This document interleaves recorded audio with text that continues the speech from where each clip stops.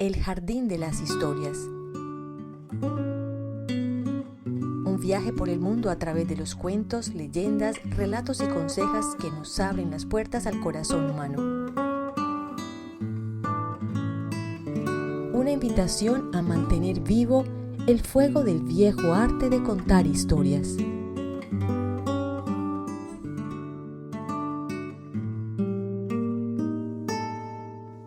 Tratado de la impapabilidad.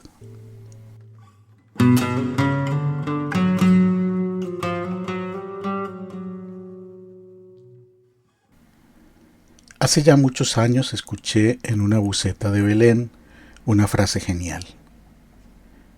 En una de las bancas de adelante, aquellas donde la gente queda de espaldas al mundo, viajaba un par de muchachos de cuerpo recién engrandecido. He olvidado el resto de la conversación, pero recuerdo los gestos de niños que empiezan a encontrarle gusto a la idea de que el mundo los mire como adultos. Hablaban de la experiencia del primer trabajo. La charla era más o menos alegre, hasta que uno de los muchachos dejó caer la sonrisa, puso un gesto taciturno y dijo: «Trabajar con la mamá de uno es inmamable». Nunca conocí los detalles de esa historia. Imagino a una empresaria emprendedora que creía estar dándole a su hijo la gran oportunidad, cuando en realidad seguía vistiéndolo de pantalón cortico. Pero esa frase lapidaria y paradójica me ha quedado dando vueltas desde entonces, y aunque debo confesar que todavía no la entiendo por completo, me sigue pareciendo un mensaje oracular que sintetiza uno de los misterios centrales de la vida: la experiencia de ser padres e hijos.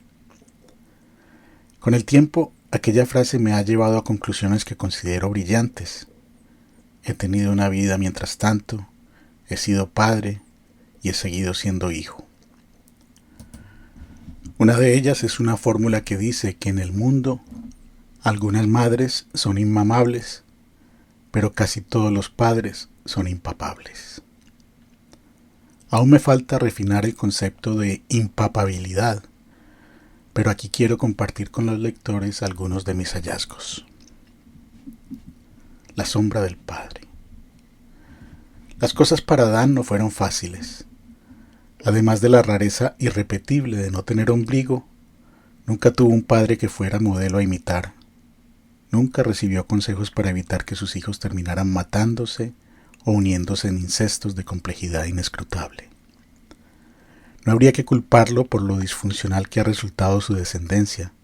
Para él, lo más parecido a un padre fue una voz que prohibía comer de ciertos árboles y tal vez una serpiente que lo invitaba a desobedecer ese mandato. Si seguimos de bíblicos, las cosas no mejoran con el tiempo. En el libro sagrado hay hijos que se burlan de la desnudez del padre, hijos que hacen trampa para quedarse con la primogenitura, hijas que embriagan a su padre para acostarse con él, y para equilibrar un poco las cargas, padres que oyen voces que les dicen que maten a sus hijos. La figura del padre siempre ha sido problemática. Ausente a veces, tiránico o tierno, demasiado débil para inspirar respeto o demasiado fuerte para inspirar otra cosa que no sea miedo, el padre es una sombra con la que todo ser humano tiene cuentas pendientes. Hasta hace muy poco, la paternidad era un acto de fe. Quizá por eso las religiones más extendidas del mundo son patriarcales. Todo indica que la prehistoria fue matriarcal, pero el despelote que llamamos historia se debe en buena parte a las dificultades para ubicar la figura del padre en nuestras vidas. Por muy buenas que sean las relaciones de los hijos con sus padres, siempre hay incomodidad para poner a esa sombra en su lugar, y de la forma como se cumple esa tarea depende en buena parte el balance de dicha o frustración que al final tenga la vida. Podría escribirse una historia de la humanidad a partir de la figura del padre. Sería posible ir nombrando personajes y episodios con hijos que cumplen los sueños de sus progenitores, hijos que expían sus culpas u obedecen sumisos sus mandatos, hijos que imitan o matan a sus padres, hijos que siguen oyendo sus voces más allá de la muerte, hijos que vengan la muerte de sus padres con creaciones artísticas o ambiciones políticas, y al final, hijos que también resultan padres, que reciben el premio o el castigo de ser la sombra siniestra o protectora de otros hijos. Pero una empresa como tal se escapa a los alcances de este escrito.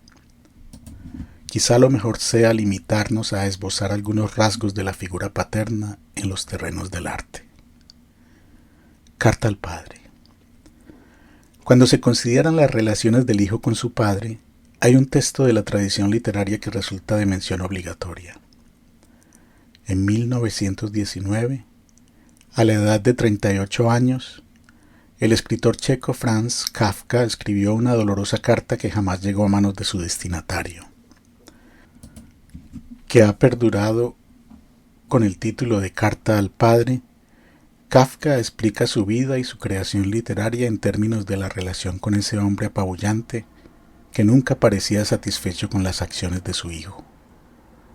Todo, los compromisos matrimoniales siempre fallidos, las obras lúgubres con personajes aplastados por culpas sin nombre, por sombras de castillos inalcanzables, encuentra explicación en ese hombre al que su frágil hijo nunca pudo complacer.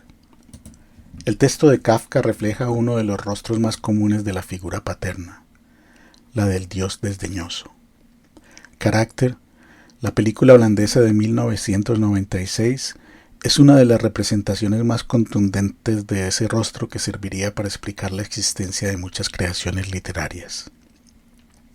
El habla humana es, en esencia, un llamado a la madre. Nace de su separación. La creación artística, por su parte, es casi siempre una carta al padre.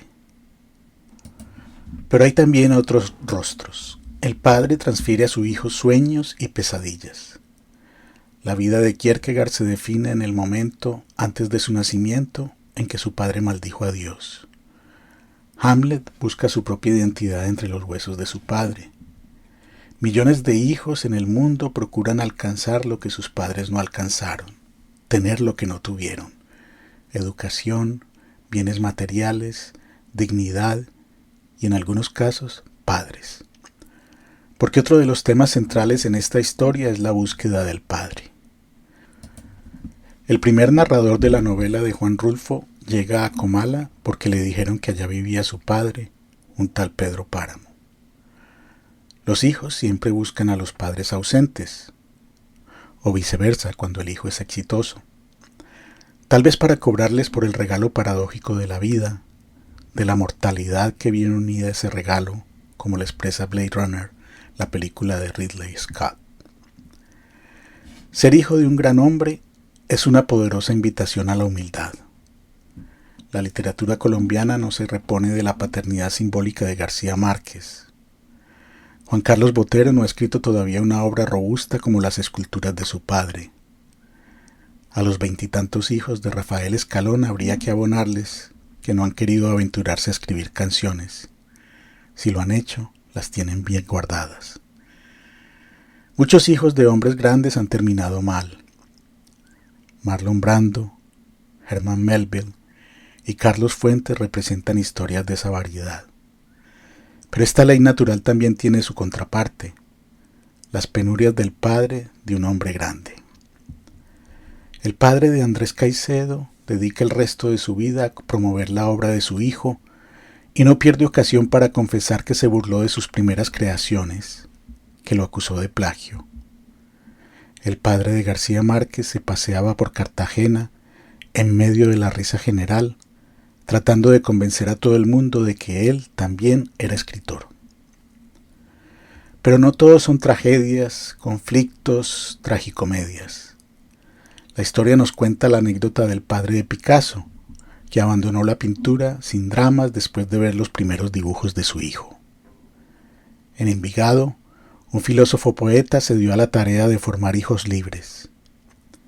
El modernismo, el primer movimiento intelectual verdaderamente independiente en Hispanoamérica, empieza con Ismaelillo, un breve poemario en el que José Martí se desborda en ternura con su hijo. En un continente de hijos de la chingada, de machos reproductores, De padres conquistadores y violadores, la primera gran revolución artística empezó con el amor de un padre por su hijo. Sin duda, una de las tragedias mayores de toda vida, sea por temida o por la culpa de desearla, es la muerte del padre. Ya lo dijo Borges, un hijo que adoraba a su padre, en Emma Suns, uno de sus cuentos más arraigados en lo corporal. La muerte de su padre era lo único que había sucedido en el mundo y seguiría sucediendo sin fin. El autor de este escrito puede dar fe de la veracidad de esa frase. Pero lo cierto es que vivos o muertos, buenos, malos, tiránicos o amorosos, presentes o ausentes, proveedores o mantenidos, sublimes o ridículos, modelos a imitar o vergüenzas a esconder, la sombra del Padre es tan inevitable como el hambre. A todos nos subyuga, influye en nuestros actos, siempre es hueso duro de roer e imposible de paparla. La madre intenta mantenernos gordos y colorados, suele procurar nuestro bien y su papel resulta más o menos claro. Pero el Padre nos pone en toda clase de predicamentos. Es un enigma sin solución. Es el eterno reflejo de nuestra falibilidad. Por eso, cuando alguien se impone sobre otro o le inflige una derrota, se dice que es su papá. Porque por muy variados que sean sus rostros, hay un único rostro que el padre jamás asume frente a sus hijos, el de aquel que ha llegado de segundo al refugio nutriente de mamá.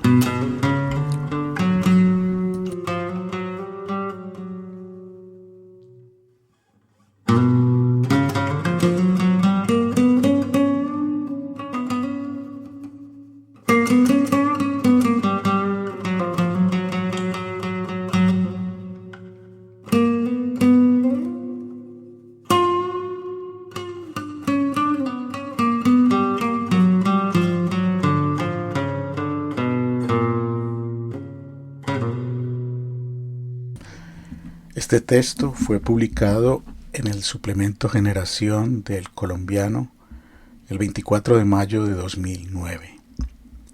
Está incluido en el libro Situación Crítica. Soy Gustavo Arango. El Jardín de las Historias es una producción de Ediciones El Pozo.